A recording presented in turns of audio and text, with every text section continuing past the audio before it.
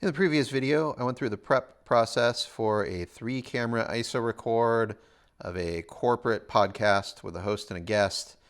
This is somewhat of a continuation of that. That shoot was actually supposed to happen today, but it rescheduled. I'll talk about that a little bit more in a few minutes. But for that project, the producer was remote, based in, I believe, Chicago. And that company only has Microsoft Teams, and they wanted me to send a feed quad split of my 3 cameras. I can't get that to work with stability on my MacBook. So I looked at purchasing my own Zoom account. It's $150 for the year. I don't really want to do that. And I was like, well, what if I just buy an inexpensive Windows laptop? So this HP unit was like $180 in Amazon. It's refurbished.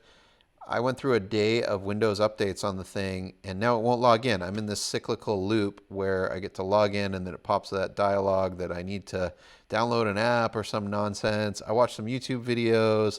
I called Amazon support. That was a waste of time.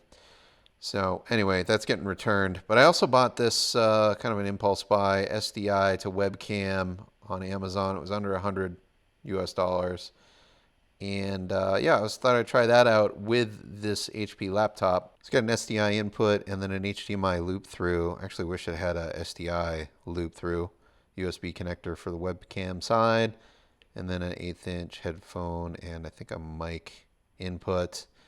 But it doesn't appear to have any kind of app control. There's no switches, and it doesn't require external power. I'll try this on my MacBook, again with Teams.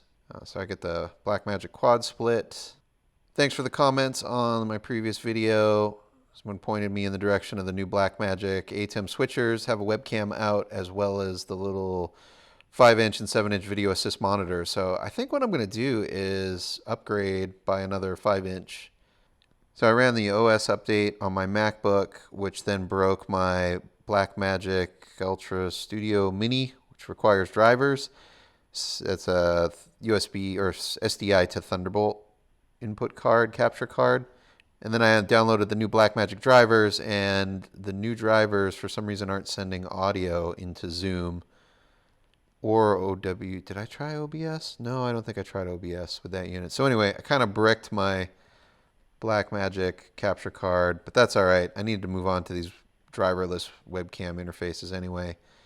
So Zoom is working with this inexpensive webcam box. And I also wanted to try it out in OBS. That was also successful. So I have this other USB to webcam converter box, also generic branded from Amazon. And this one overscans. It crops, I would say, more than 10% of the image. So framing looks weird to remote side viewers. And so I carry it just as an emergency backup now. And Microsoft Teams, it picks up and passes the image and audio from the webcam box, but the resolution's terrible. It's it's like low frame rate, and also it's like line skipping or something. I mean, it's just like mush. It looks awful. And I did a call and viewed it on the remote side, and it's even worse on the far end, to the point where it's not usable at all. So I guess what I'm going to do is use Zoom, and I'm not going to pay for my own account. I'll just do the 40-minute meeting, and we're going to have to refresh the Zoom call unless if the clients aren't able to provide a Zoom link for me. The other thing I was thinking about doing is I could do like that'll probably freak them out from a security standpoint, but I could do like a private invite only, an unlisted YouTube stream, live stream. So I'm just sending a video feed, and then they can talk to us on a conventional phone call. Moving on to audio, a continuation of my career cinematographer becomes a sound tech in my maybe last decade in this business. So you've heard me in multiple videos talk about my struggles with these Lectrosonics dual wideband transmitters, where I just get hits and interference. The units I have are block 21, 22, and 23. Well, I worked on the road this year on this barbecue show, and the sound mixer on that job, Tim Johnson, good buddy of mine, based in Tustin, California, travels the world. He went through the menus and got me set up and told me just always run them in high power. And then also he set me up with these IUS Power lithium batteries.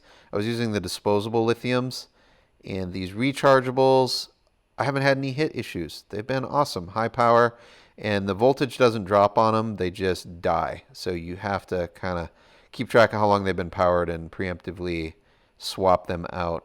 So anyway, I'm coming around on my complaints on these mics or transmitter electro units now that I've had some professionals advise me on the best power solution for them and to also run them in high power. So I ran sound for a day on a documentary. It's traveling all over the US. They had one day in Austin.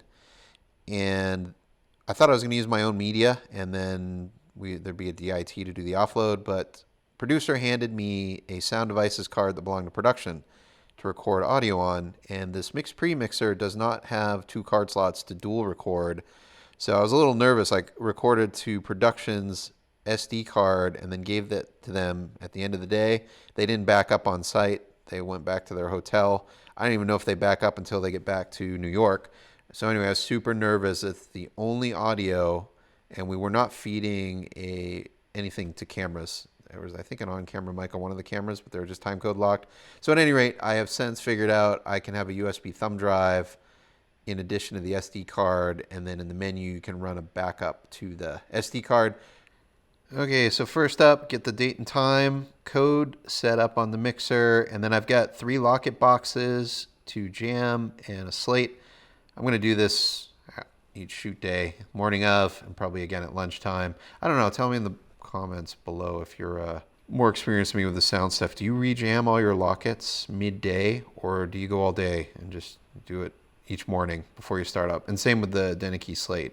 I think that is like an every couple of hours type of thing, or at a minimum you do it midday. But let me know below as I venture deeper into this world of location sound. And while I pull these out of these bags, one of my locket boxes is all gouged and damaged. So I was using my little rock and roller R2 cart to load out. Let's get the upper plywood shelf, and there's no like fiddles around the perimeter. There's no lip. And I didn't realize one of my lockets going across the parking lot bounced and vibrated off the shelf, fell, and then the cart wheel ran over it and it like gouged up the screen. This one-day podcast job rescheduled to a date in December. Agreed to that new date. Only thing I have in the calendar that week. And as always happens, got another offer for the same date. Said I couldn't do it because I already have something in the calendar. They weren't ready to confirm either. There was like a hold. So anyway, I passed. And then hours later, this podcast job rescheduled a third time, pushed out another week. So I went back to that second offer. Fortunately, they hadn't covered it yet. So I got that one in the calendar.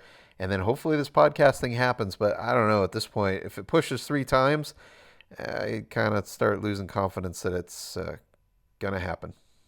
So I checked out the 2 Lectros, but then I also wanted to patch in 2 hardwired lavaliers. I think, again, for this podcast show, because I get 2 people in chairs, I'll just run cabled mics. But it's nice to have those Lectros tuned and standing by if for some reason wireless needs to be the solution for speed or mobility.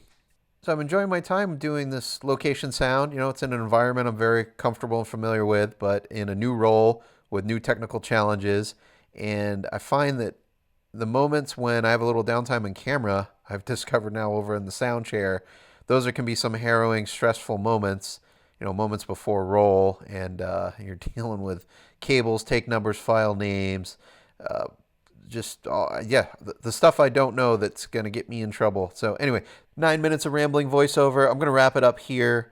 Thinking maybe for next week, I'll put together my year-end review and equipment plan purchases for next year. Try to do that in December of each year, so we might be a little early this year, but I think I'm ready. Please let me know your thoughts in the comments below, and thanks for watching.